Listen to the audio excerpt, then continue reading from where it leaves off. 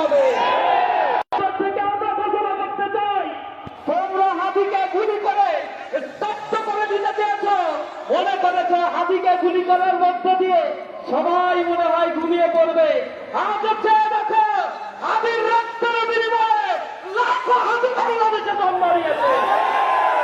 তারা বাংলাদেশের প্রত্যন্ত অঞ্চলে জেগে আছে, তারা বিপ্লবের মশাল হাতে নিয়ে স্বৈরাচারের বিরুদ্ধে কথা বলবে।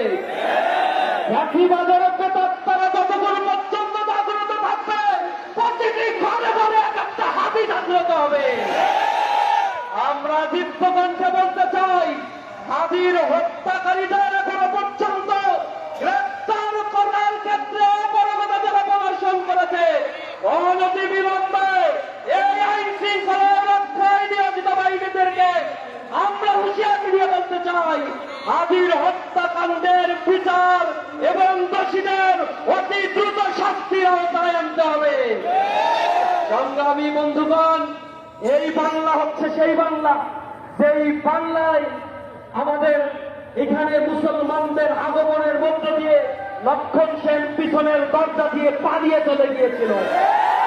আমাদেরকে যারা তাদের অধীনস্থ করেছে চেয়েছিল, সেই আধিপত্যবাদ, সেই গণহত্যাকারীদেরকে আমরা বিতাড়িত করেছি।